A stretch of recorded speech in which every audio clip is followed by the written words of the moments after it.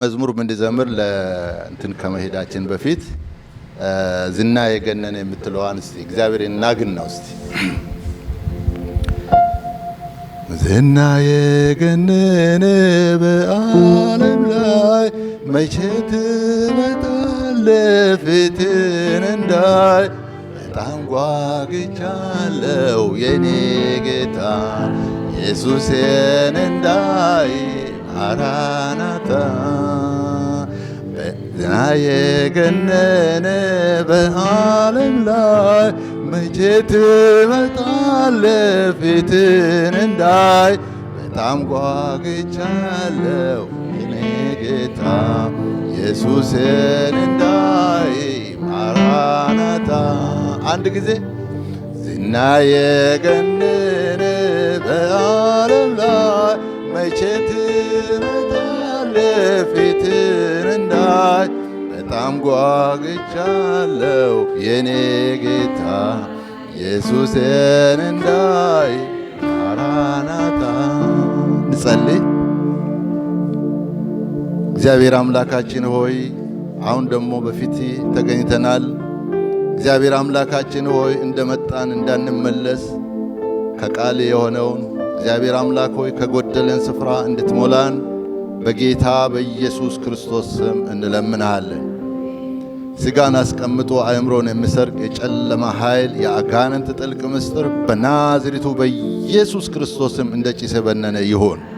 በጌታ በኢየሱስ ክርስቶስ ቀንበርን ያከበደ ነፃነትን የከለከለ በጌታ በኢየሱስ ክርስቶስ ስምና ሥልጣን ይህ ጉባኤ በአንተ መንፈስ የተከበበ ይሁን።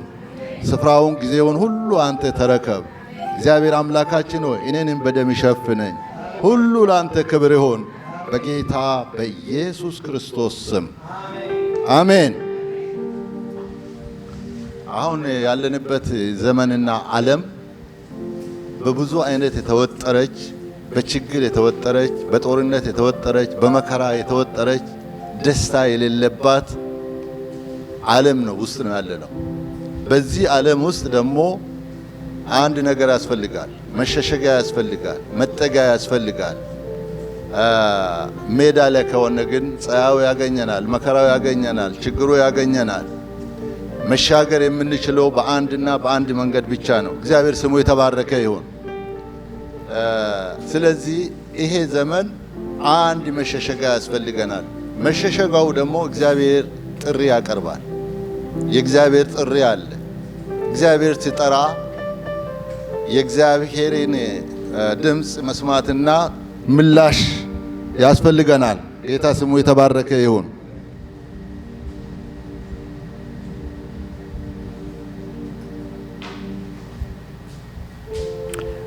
በኢሳይያስ ምዕራፍ 26 ቁጥር 20 ላይ አነባለሁ። ሕዝቤ ሆይና ወደ ቤቴ ግባ፣ ደጅህንም በኋላ ዝጋ፣ ቁጣ እስካልፍ ድረስ ጥቂት ጊዜ ተሸሸግ። በምድር በሚኖሩት ላይ በበደላቸው ምክንያት ቁጣ ያመጣባቸው ዘንድ እነሆ እግዚአብሔር ከስፍራው ይወጣል፣ ምድርም ደሟን ትገልጣለች፣ ሙታናቸውን ከእንግዲህ ወዲህ አትከድንም ይላል። እግዚአብሔር ሕዝቤ ወደ ቤቴ ግባ ይላል። እግዚአብሔር ሲያዝ መታዘዝ ነው። በዚህ ውስጥ እግዚአብሔር ሲናገር የመጀመሪያው ና ይላል። ሕዝቤ ሆይ ና። እግዚአብሔር ሲጠራ ና ስል እምቢ የሚል ያለ አይመስለኝም። ነገር ግን እግዚአብሔር ና ይላል። ሕዝቤ ሆይ ና ወደ ቤቴ ግባ፣ ቁጣ እስካልፍ ድረስ ጥቂት ጊዜ ተሸሸግ። ምድር በደሏን ትገልጻለች፣ ከዚህ በኋላ ሙታኗን እንኳን አትደብቅም አትሰውርም ይላል። ስለዚህ በዚህ ዘመን የሚያስፈልገን አንድ ነገር ነው፣ ወደ እግዚአብሔር መሸሸግ። የፈለገው ነገር ቢሆን የሚያድነን የለም።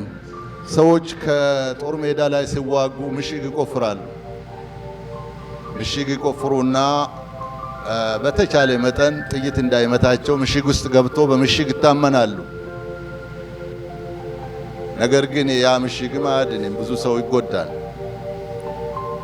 በፊት ለፊት ሳይሆን ከላይ አሁን ዘመናዊ መሳሪያ አለ፣ ከላይ ቀጥታውኑ ያጠፋቸዋል። እግዚአብሔር የምናገረው አንድ ነገር አለ። ሕዝቤ ሆይ ና ወደ ቤት ግባ ነው የሚለው። ቁጣ እስካልፍ ድረስ ጥቂት ጊዜ ተሸሸግ። ለምንድን ነው ጥቂት ጊዜ የምንሸሸገው? የዓለምን ሁኔታ ስናይ የጌታ ኢየሱስ ክርስቶስ መመለሻ ምሳሌያችን የምንጠብቀው እስራኤልን ነው። እስራኤል አሁን በጦር የተከበበች ነች። እስራኤል በብዙ አይነት ውጥረትና ችግር ውስጥ ነች። ሐሰተኛ ክርስቶስን ለመቀበል የተዘጋጀች ነች። በዘኍልቍ 19 ስናነበው ቀይ ግደር እንደ ክርስቶስ ደም ተክታ በዚህ ነፃ እናገኛለን፣ በዚህ መንግሥተ ሰማያት እንገባለን ብሎ ያ ቃል ኪዳን ሊፈጽሙ ነው። ጦርነት አለ፣ ውጊያው አለ፣ መከራው አለ፣ ችግሩ አለ፣ ወሽንፍሩ አለ። በዚህ ዘመን የሚያዋጣን አንድና አንድ ብቻ ነው። እግዚአብሔርን ና ስል እግዚአብሔርን መስማት። ጌታ ስሙ ይባረክ። እንደዚህ ብየዋለሁ ርዕሱን፣ እግዚአብሔርን መስማት። እግዚአብሔር ሰው እግዚአብሔርን ካልሰማ ማንን ይሰማል? ሰማይ ዙፋኑ ነው፣ ምድር የእግሩ መርገጫ ነች። የምትሰሩልኝ ቤት ምን አይነት ነው? የማርፍበት ስፍራ ወዴት ነው ይላል እግዚአብሔር። ለእግዚአብሔር አንድ የምናደርገው ነገር ምንም ለእግዚአብሔር ሲጠራን ግን የእግዚአብሔር ድምፅ መስማት ያስፈልገናል። በዚህ ዘመን ገንዘብ አያድነንም፣ እውቀት አያድነንም፣ ቤት የተለያየ ነገሮች ብናዘጋጅ አያድነንም። የሚያድነን አንድና አንድ ነው። ሕዝቤ ሆይ ወደ ቤት ግባ፣ ቁጣ እስካልፍ ድረስ ጥቂት ጊዜ ተሸሸግ። ምድር በደሏን ትገልጻለች። ከዚህ በኋላ ሙታን እንኳን አትደብቅም፣ ትገልጻለች። እግዚአብሔር ስሙ የተባረከ ይሁን። የምጥ ዘመን የመከራ ዘመን ስለሆነ ቁጥር እዚሁ ኢሳይያስ ምዕራፍ 26 ቁጥር 17 ላይ እንደዚህ ይላል፣ የጸነሰች ሴት ለመውለድ ስትቀርብ እንደምትጨነቅ በምጥ እንደምትጮህም አቤቱ እንዲሁ በፊት ሆነናል።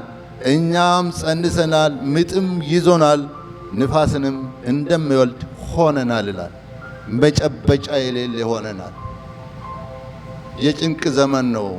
የወለዱ ሴቶች ያውቃሉ ምጥ ምን እንደሆነ፣ ምን ያህል እንደሚያስቸግራቸው፣ ምን ያህል እንደሚጨነቁ። ይሄ ዘመን የምጥ ዘመን ነው። የምንጠጋጋበት ዘመን ነው። የምንገፋፋበት ዘመን አይደለም። እግዚአብሔር ስሙ ይባረክ። እግዚአብሔር መልካም ነው። እንደ እግዚአብሔር ያለ ማንም የለም። እግዚአብሔር በዚህ ውስጥ ኑ ብቻ ሳይሆን ሌላ ደግሞ የምናገረው ግባ ነው የምለው። ወዴት ነው የምንገባ? ወደ እግዚአብሔር ሐሳብ ፍቃድ ውስጥ መግባት ያስፈልጋል። ግባ ብቻ አይደለም፣ በርህንም ዝጋ ይላል እግዚአብሔር። የትኛው በር? ይሄ የተፈጥሮ በር አይደል። ልብህን ዝጋ። ለክፋት፣ ለአመፅ፣ ለተንኮል፣ ለዓለም፣ ለተለያዩ ለሚታዩ ለማይታዩ ነገሮች እግዚአብሔር ወደ ቤት ግባ በርህንም ዝጋ ብሎ ስለሚያዘን ጌታ ስሙ የተባረከ ይሁን። እግዚአብሔር መልካም ነው።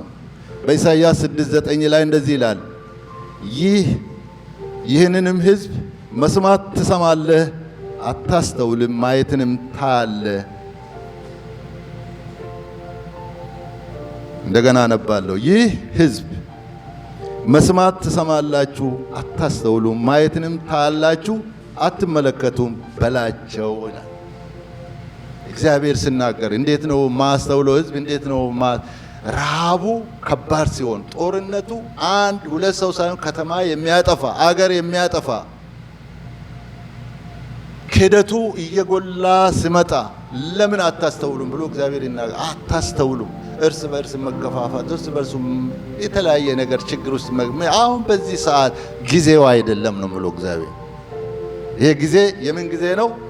ይሄ ጊዜ ወደ እግዚአብሔር የምንገባበት ነው። ገብተን የምንጮህበት፣ የምንጸልይበት፣ እግዚአብሔር ፊት የምንፈልግበት፣ ደካማውን የምናጸናበት፣ የምንገፋ አይደለም። ደካማውን ጌታ ይርዳን። እግዚአብሔር ይርዳን። እግዚአብሔር መልካም ስለሆነ እግዚአብሔር ይርዳን። ስለዚህ እግዚአብሔር መስማት ባለፈው ጊዜ እድል አግኝቼ እግዚአብሔር ይባርካችሁ አንድ መልእክት አንድ ሰብክ ያለው እስቲ የሚያስታውስ ሰው ምንድነው ርዕሱ የሚለው የሚያስታውስ ሰው? እሺ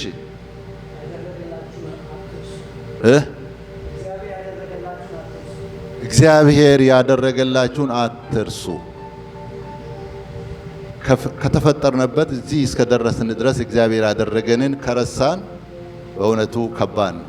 እግዚአብሔር ምን አደረገልን? ከስንት ሸለቆ ከስንት ተራራ ወጥተን ወርደን እዚህ ደርሰናል አይደል እንዴ?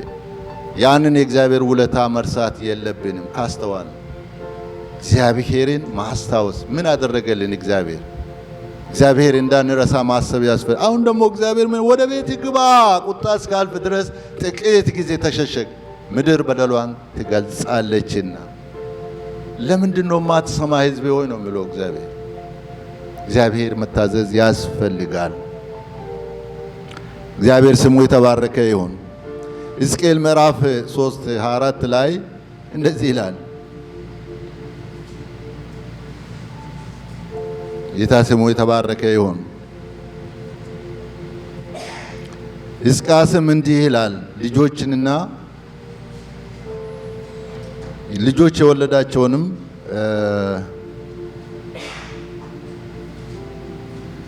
እግዚአብሔር ስሙ የተባረከ ይሁን። እግዚአብሔር በሚያስደንቅና በሚያስገርም ሁኔታ ለሕዝቅያስ እግዚአብሔር ይናገራል። እግዚአብሔር ሲናገር እግዚአብሔርን መስማት ያስፈልገናል። እግዚአብሔር ምንድነው የሚለው? እንደዚህ ነው የሚለው። እግዚአብሔር ስሙ የተባረከ ይሁን። መንፈስም ገባብኝ፣ በእግሬም አቆመኝ፣ ተናገረኝም፣ እንዲህም አለኝ፣ ሂድ ገብተህ ቤትህን ዝጋ አለኝ። መንፈስ ገባብኝ። አሁን ሜዳ ላይ የምትቆምበት ለብቻ የምትሆንበት አይደለም። ወደ ቤት ግባና እግዚአብሔር ጋር ተስማማ። ቁጥር 27 ላይ እንደዚህ ይላል፣ ነገር ግን በተናገርኩ ጊዜ አፍህን እከፍታለሁ፣ እርሱም አመፀኛ ቤት ናቸውና አንተ እግዚአብሔር እንዲህ ይልሃል፣ መስማት የሚሰማ ይስማ፣ የማይሰማም ደግሞ አይስማ ይላል። አንተ ሕዝቅያስ እንዲህ ይልሃለሁ፣ ወደ ቤት ግባና በርህን ዝጋ፣ የሚሰማ ይስማ፣ የማይሰማም አይስማ። እነዚህ አይሰሙም፣ ነገር ግን እነግርሃለሁ ብሎ ሕዝቅያስ እግዚአብሔር ለሕዝቅያስ ሲናገር እናያለን። ምንድነው ምሎ? ጌታ እግዚአብሔርም እንዲህ ይልሃል፣ የሚሰማ ይስማ፣ የማይሰማ ደግሞ አይስማ ትላቸዋል። በቃ እግዚአብሔር ወደ ቤት ግባ ስል ምን ማለት ነው? ወደ ቤት ሲገባ ና ስል እግዚአብሔር፣ ግባ ስል በሬን ዝጋ ስል እግዚአብሔር ሌላውን የምታይበት ጊዜና እድል የለህም ማለት ነው። የምንገፋፋበት አንዱ አንዱን ለመጥላት አንዱ ፍቅር የሚያጠፋበት ጊዜ የለህም ነው። እግዚአብሔር ስሙ የተባረከ ይሁን። በሬን ዝጋ ስል ምን ማለቱ ነው? አንድ ምሳሌ ነግራቸዋል። ሁለት በአንድ ከተማ ውስጥ ባልና ሚስቶች ይኖራሉ። እነዚህ ባልና ሚስቶች ሁል ጊዜ የማይስማሙት በር ዝጋ በሚል ነው። ዝጋ በር በሚል ነው ጥላቸው። ስለዚህ ባልየው ቶሎ ብሎ ብቻ ሄዶ አልጋው ላይ ተኛል።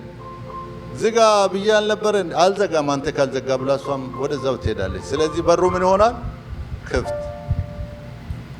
ክፍት ሆነ።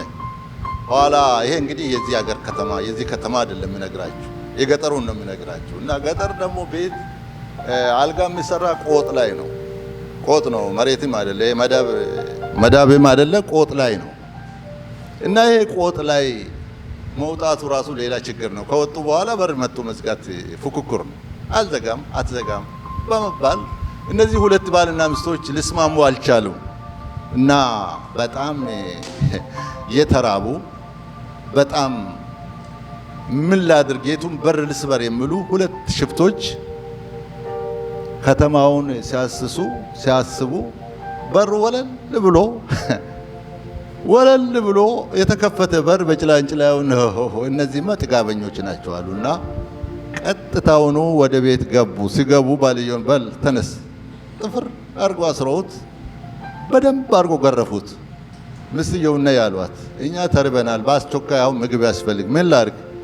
እየገረፏት በይ ተልባ ቁይና እንጀራ ፈትፍተሽ አምጪ እንብላ ይሏታል። በጣም ያስደንቃል። ከዛ በኋላ ሚስትየዋ ወዳውኑ እንደቆላች አገር ቤት እንዴት እንደሚወቀት ታውቃላችሁ? ሁለት ሰው ነው የሚወቅት። ዝጋ ስልሽ ዝጋ ስልሽ ሲወቅቱ ሁለቱም እየተያዩ ማለት ነው። ዝጋ ስልህ ምን ነው ዝጋ ስልሽ ወለጭ ከተገረፉ በኋላ ለሽፍታው ምግብ ከሰጡ በኋላ ጥሩ ትምህርት አግኝቶ ተገርፎ ከዛ በኋላ ፉኩኩር ቀረና በራቸውን ምን አረጉ? ግጥም አርጎ መዝጋት ጀመሩ። እኔ ልዝጋ ሆነ። ከዛ በኋላ ለዚህ ዓለም በር እንዝጋ። አሜን። ለክፋት በር እንዝጋ። ለጥላቻ በር እንዝጋ። አይመስላችሁ? እዛ ያለው መንግስተ ሰማያት ፍቅር ብቻ ነች የምትቀረው። ዝማሬም አይኖርም፣ ስብከትም አይኖርም። እዛ ያለው ምንድን ነው የሚቀረው? ምንድን ነው? ፍቅር ነው። ፍቅር ለዘላለም ጸንታ ትኖራለች። ፍቅር አለ። ስለዚህ አሁን በአስቸኳይ ማድረግ ያለብን ወደ ቤታችን መግባት ነው። ወደ እግዚአብሔር ሐሳብ ውስጥ መግባት ነው። እግዚአብሔር ምን ይላል? በእግዚአብሔር ሐሳብ መታዘዝ። እግዚአብሔርን እንስማ። እግዚአብሔርን እንስማ። እስቲ በደንብ አሜን በሉ። ጠላት ምስማ እንጂ ጣራውም ግድግዳውም ምስማ። ሃሌሉያ። ያደረገልን እኮ እሱ መልካም አምላክ ነው። መቼ አፈረብን? እግዚአብሔር መልካም ነው። እግዚአብሔር ስሙ የተባረከ ይሁን። ስለዚህ አባቶቻችን ታዘዙ በሚያስደንቅ ሁኔታ። ኖህ ታዘዘ። እግዚአብሔርን ድምፅ ሰማና ምን አደረገ? ወደ መርከብ ግባ አለ። ከገባ በኋላ ምን አለ? ቤተሰቦቹን፣ ሰዎቹን፣ እንስሶቹን አዳነ። እግዚአብሔር መርከቡን ከዘጋ በኋላ አለቀ። ዝናቡን አዘነበ። ምድር ላይ ያሉት ሁሉ ጠፉ ይላል የእግዚአብሔር ቃል። ጌታ ስሙ ይባረክ። ጌታ ኢየሱስ ስሙ ይባረክ። ሌላው ሕዝቅያስም ደግሞ በሚያስደንቅና በሚያስገርም ሁኔታ ሕዝቅያስ አስደናቂ ነገር ተናገረ። ልጆች እኮ ተጸንሷል አለ። ልጆች ተጸንሷል፣ ለመውለድ ግን አቅም የለም። ይሄ አቅም የሚመጣው ወደ እግዚአብሔር ቤት ገብተን ጠላትን ስናፈርስ ነው። እንዲሁ አይመጣም፣ እንዲሁ አይመጣም። የእግዚአብሔር ክብር እንዲሁ አይመጣም፣ አይገለጥም። እግዚአብሔር ስሙ የተባረከ ይሁን። ሌላው ሕዝቅያስ ብቻ ሳይሆን በሩን የዘጋ ዳንኤልም ለእግዚአብሔር ታዘዘ። ዳንኤል ምን ሆነ? እግዚአብሔር ስሙ የተባረከ ይሁን። ዳንኤል ሂድ በዕጣ ክፍል ትቆማለህ፣ በርን ይሄን በር ምን አድርግ? ዝጋ አለው። መጽሐፉን ዝጋ። የሚዘጋ ጊዜ አለ። አሁን እኛ ራሳችን ለማዳን ራሳችን ለመጠበቅ እግዚአብሔር ይርዳን። ወደ እግዚአብሔር ሐሳብና ፈቃድ ውስጥ ገብተን ለእግዚአብሔር የምንታዘዝበት ጊዜ መሆን አለበት። ጌታ ስሙ ይባረክ። ኢሳይያስ ምዕራፍ 2 በሚያስገርምና በሚያስደንቅ ሁኔታ የእግዚአብሔር ቤት ውስጥ እንዳንገባ የሚከለክሉን የእግዚአብሔርን ሐሳብ የሚያፈርሱ ነገሮች አሉ። ምን ይላል? የሰው እብሪት ይዋረዳል፣ የሰው ኩራት ደግሞ ይወድቃል። በዛ ቀን እግዚአብሔር ብቻ ከፍ ከፍ ይላል። በዚህ ዘመን አሁን ባለንበት ኩራት አያስፈልግም። ይሄ አፈር የሚበላው ስጋ ላይ ይሄን ያህል መኮፈስ አያስፈልግም። ይሄ ብቻ አይደለም።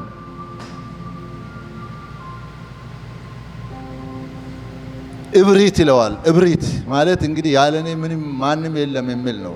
አንዳንድ ጊዜ ጉልበተኛ ሰው አለ ያለኔ ማንም የለም የሚል። በተለይ እነዚህ ካራቲስቶች የሚባሉት ማንንም አይፈሩ። ትንሽ ነካ አረጉና ይስቃሉ እነሱ ዞር ብሎ። ስለዚህ ማንንም አይፈሩ። እንደዚሁም ደግሞ በጣም ብዙ ገንዘብ ያላቸውም ሰዎች በገንዘባቸው ሰማይንና ምድርን የሚገዙ ይመስላል። እብሪት ይለዋል መጽሐፍ ቅዱስ። እነዚህ እብሪት ወይንም ኩራት እግዚአብሔር ቤት ፊት አይፈለግም። እግዚአብሔር ይጸየፋል። እግዚአብሔር ምንድን ነው የምለው? እግዚአብሔር ብቻ ከፍ ከፍ ይበል። ማን ከፍ ከፍ ይበል? እግዚአብሔር ብቻ ከፍ ከፍ ይበል። ሌላ ከንቱ ነው፣ ሌላው ቀሪ ነው። አሁን ያለንበት ዘመን ምን ማለት ነው? ወደ እግዚአብሔር የምንጠጋበት ነው። ከእንቅልፍ የምትነሱበት ዘመን እንደደረሰች እወቁ። ካመናችሁበት ጊዜ ይልቅ መድኃኒታችሁ ወደ እናንተ ቀርበዋል፣ ሌሊቱም አልፈዋል። እንግዲህ የጨለማ ሥራ አውጥታችሁ ጥላችሁ የብርሃንን ጋሻ ጦር ልበሱ ይላል። ሕዝቤ ሆይ ወደ ቤት ግባ፣ ቁጣ እስካልፍ ድረስ ጥቂት ጊዜ ተሸሸግ፣ ምድር በደሏን ትገልጻለችና። ከዚህ በኋላ ምድር ሙታኗን እንኳን አትደብቅም። ወደ ቤት ግቡ ነው የሚለው እግዚአብሔር። እኛ የሰራነው ጎጆ አይደለም እግዚአብሔር ግቡ የሚለን። የልባችን እግዚአብሔር የሰራው ቤት አለ፣ ሰማያዊ ቤት አለ። እግዚአብሔር ስሙ የተባረከ ይሁን። ዮሐንስ ወንጌል ምዕራፍ 14 ላይ ምንድነው? ልባቸው አይታወቅ፣ በእግዚአብሔር ደግሞ ይመኑ፣ በእኔ ደግሞ ይመኑ፣ በአባቴ ቤት ብዙ መኖር አለ፣ እንዲህስ ባይሆን ባላልኳችሁ ነበረ ይላል። እግዚአብሔር መኖር አለው። እግዚአብሔር ስፍራ አለው። እግዚአብሔር ሁሉን ነገር የሚያውቅና የሚያውቅ ሁሉንም አዋቂ ነው እግዚአብሔር። ጌታ ስሙ ይባረክ። ሰማያትን የሚዘጉ የአውሬ መንፈስ ይወጋ፣ በጌታ በኢየሱስም ይወጋ። የሰው ልብን የሚዘጋ የሰው አእምሮን የሚያጣምም ክፉ ሐሳብ በጌታ በኢየሱስ ክርስቶስ ስም እንደ ጭስ የበነነ ይሁን። እሱ አይራራልን። አውሬ ካገኘን አይራራልን። የሚራራልን እግዚአብሔር ብቻ ነው። ስለዚህ ለማን መታዘዝ አለብን? ለእግዚአብሔር መታዘዝ አለብን። ጌታ ስሙ ይባረክ። እንደ እግዚአብሔር ያለ የለም። ስለዚህ በዚህ ዘመን ምንድን ነው የሚያስፈልገን? ምንድን ነው ታዲያ ማድረግ ያለብን? መታዘዙ እንዴት ነው? ና ስለን ወደ እግዚአብሔር የምንሄደው፣ በርህን ዝጋ ስለን እኛ የምንዘጋው፣ ግባ ስለን ወደ እግዚአብሔር ሐሳብ የምንገባው እንዴት ነው? ዘመኑን ማወቅ ያስፈልገናል። ይሄ ዘመን ምን አይነት ዘመን ነው? ይሄ ዘመን ከባድ ዘመን ነው። ጭንቅ ዘመን ነው። የሚያስፈራ ዘመን ነው። ስለበላን፣ ስለጠጣን፣ ስለለበስነው፣ ስለወጣን፣ ስለገባን ሳይሆን በጣም ጭንቅ ዘመን ነው። ምንድን ነው የሚያስጨንቅ? እኛ ሰፈር ሰላም ስለሆነ እኛ ሰፈር ሰላም ነው። እውነት ነው፣ ሰላም ነው ጌታ ስላለን። ግን ዙሪያችን እሳት እየነደደ ነው። እሳቱ ወዴት መምጣት አለ? ወደዚህ መምጣቱ አይቀርም። በቤተ ክርስቲያን ውስጥ አለ። አሁን ሐሰተኛ ነቢይ የሚባል አለ። ሐሰተኛ መገረዝ አለ። በእግዚአብሔር ስም ነጋዴ አለ። መንግሥተ ሰማያት እንዳንባ የሚከልሉ አሉ። የሚያዋጣን ከእግዚአብሔር ሐሳብና ፈቃድ ጋር ስንስማማ ብቻ ነው። ጌታ ስሙ ይባረክ። ስለዚህ ሰው እብሪቱ ይዋረዳል፣ የሰው ኩራት ደግሞ ይወድቃል። በዛ ቀን እግዚአብሔር ብቻ ከፍ ከፍ ይላል። ጌታ ስሙ ይባረክ። እግዚአብሔርን እንስማ። እግዚአብሔርን እንስማ ሆይ። አዎ፣ ስጋ መስማት የለብንም፣ ሰው መስማት የለብንም። መስማት ያለብን የእግዚአብሔር መንፈስ፣ እግዚአብሔርን ብቻ ነው መስማት ያለብን። አንድ ጊዜ የሚገርም ነው። ማቴዎስ 21 ላይ 21 28 እስከ 30 ላይ ሁለት ልጆች አባታቸው ትእዛዝ ያዛል። ምን ብሎ ያዛቸዋል? ወደ ወይን ሂዱና ወይኑን ቁረጡ፣ ወይኑን ስሩ፣ እርሻውን ስሩ ስል አንደኛው ልጅ ምን አለ? እሺ እሄዳለሁ አለና አልሄደ። ታሪኩ እንደዛ ነው። አንደኛ ደግሞ እሺ አባቴ አሁን እሄዳለሁ አለ፣ ግን አልሄደ። የትኛው ነው የታዘዘ? የመጀመሪያው እምቢ ብሎ ግን ስራውን የሰራ። ስለዚህ የእግዚአብሔርን ትእዛዝ የእግዚአብሔርን ሐሳብ ሰው እንዳየን ሳይሆን ሰው ጎሽ እንድለን ሳይሆን አባትየው ምን ብሏል? አልሄድም ያለው ምን ብሎ አባ ደስ ይለዋል እንዴ? አልሄድም አለ። ግን ስራው ምን ሆነ? ሄዶ ሰራ። እሺ ያለ ደግሞ አባትየው እሺ ስላለው አባትየው ደስ አለው አይደል? ግን አልሄደ። እግዚአብሔር ስሙ ይባረክ። ስለዚህ ለታይታ ሳይሆን እግዚአብሔር የሚሰራው ስራ ከልብ ነው የሚሰራው። እግዚአብሔር ያል ሰው አየ አላየ ችግር የለም።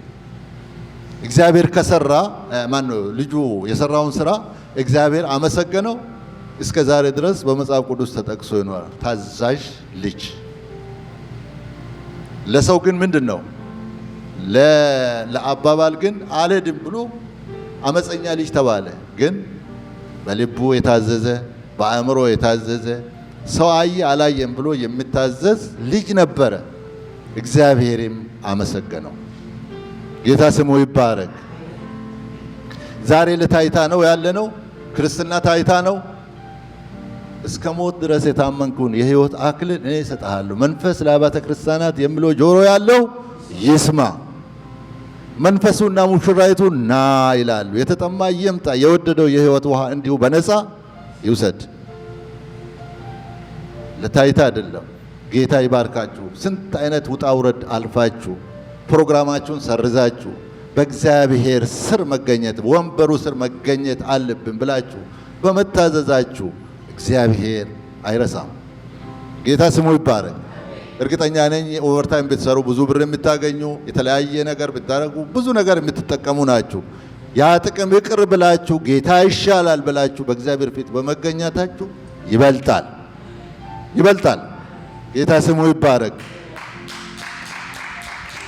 እግዚአብሔርን በጣም አድርገን እናመሰግናለን። ስለዚህ ዳዊት ለሰለሞን እንዲህ አለ፣ ሰው ሁን አለ። ሰለሞን ሰው ሁን። እግዚአብሔር ልብን ሁሉ ይመረምራል፣ የነፍስን ሐሳብ ሁሉ ያውቀዋል። ብትፈልገው ታገኘዋለህ፣ ብትተወው ግን እግዚአብሔር ለዘላለም ይጥልሃል። ለእግዚአብሔር መታዘዝ የዘላለም ሕይወት አለው። ለእግዚአብሔር አለመታዘዝ ግን ችግርን ያመጣል። በዚህ ምድር እንኳን ችግር አለው፣ እንኳን በሰማይ። ጌታ ስሙ ይባረክ። ስለዚህ የመጨረሻው ለእግዚአብሔር መታዘዝ። ሌላ እግዚአብሔር ያዘዘን አለ። በዚህ በውጥንቅጥ ዓለም፣ በመከራው ዓለም፣ በችግር ዓለም አንዱ ለአንዱ መታዘዝ ያስፈልጋል። አንዱ ለአንዱ እግር ማጠብ ያስፈልጋል። ኢየሱስ አሳየን። ለቤተ ክርስቲያን መታዘዝ ያስፈልጋል። ለመሪዎች መታዘዝ ያስፈልጋል። እግዚአብሔር አስቀምጧቸዋል። ያ ዋጋችን የምናገኘው ግን ከሰው አይደል፣ ከእግዚአብሔር። ልክ እንደ በጎ ታማኝ ልጅ አልታዘዝም እንዳለ ግን ኋላ ሄዶ እንደሰራው እኛ ስራችን ስንሰራ በሰማይ ያለው የሚያይ እግዚአብሔር ስራችንን ይሰራልናል። የሚጎል ነገር የለም። ጌታ ስሙ ይባረክ። እግዚአብሔር ስሙ ይባረክ። እግዚአብሔር መልካም ነው። በመከራ ቀን መሸሸጊያ ነው። በሱ የምታመኑት እግዚአብሔር ያውቃቸዋል። እግዚአብሔር ያውቀናል። እግዚአብሔር ያውቀናል። አሜን በሉ እስቲ። ሃሌሉያ።